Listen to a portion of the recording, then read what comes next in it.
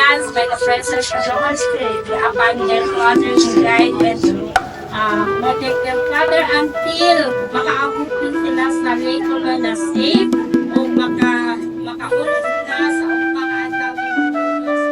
Ilang hours na makunta natin or program leaders 9 hours.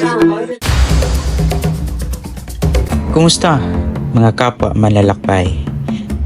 Maligayang pagdating sa aking panibagong pagkikipagsapalaran ngayon. Tutuklasin natin ang isa sa mga pinakamagandang lihim na yaman ng Pilipinas.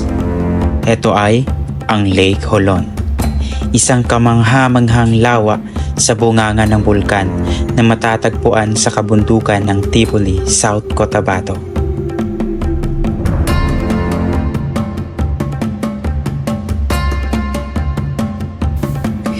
Tinatawag ang Lake Holon na hiyas ng South Cotabato. Ang mala emerald na tubig nito na pinalilibutan ng mataas na bundok at makakapal na kagubatan at nagbibigay ng isang tanawin na perpekto para sa mga naghahanap ng kapayapaan at kagandahan ng kalikasan. So, in a few minutes guys, makikita natin, masisilayan na natin ang Lake Holon. So yun nga, bago ka makarating dito, kailangan mo munang maganda sa iyong sarili. Because grabe yung pagod, may mga challenging na trails. So yun yung experience mo dito. Oh shit, shock. Pero worth it. Papakita ko sa inyo mamaya kung gaano kaganda yung tanawin sa Lake Holon. Ang pakikipagsapalaran ay nagsimula bago pa man makarating sa lawa. Ang pag-hike patungo sa Lake Holon ay isang magandang hamon. Dadaan ka sa mga trail ng kagubatan, tatawid ng mga ilog at aakyat ng mga purol.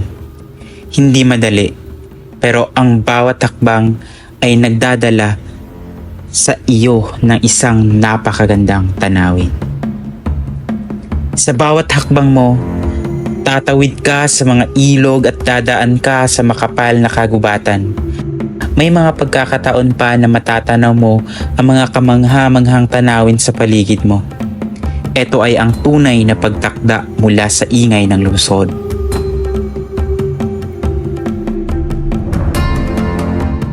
Kailangan lang talaga natin mag-ingat dahil apaka lalim nito. So yun, ito yung Lake Holon. May lawak na 304. Yun yung natutunan ko kanina sa orientation. At pagkatapos ng isang maginhawang paglalakbay, lilitaw na ang lawa. Ang malinaw at tahimik na tubig nito ay parang isang salamin ng langit, pinalilibutan ng mga bundok. Ang Lake Holon ay parang isang paraiso na hindi pa nadidikitan ng oras. Isang lugar kung saan ang kalikasan ay namumuhay sa kanyang pinakamagandang anyo.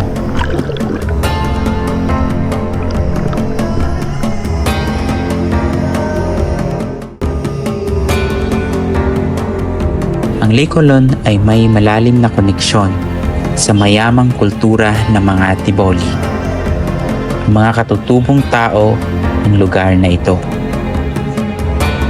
Kung ikaw ay pinalad, maaari mong matutunan ang kanilang mga tradisyon at ang espiritual na kahulugan ng lugar na ito sa kanilang buhay. Maraming salamat sa pagsama sa aking paglalakbay at tandaan, ang bawat hakbang ng iyong paglalakbay ay kasing ganda ng iyong destinasyon. Hanggang sa susunod, maligayang paglalakbay.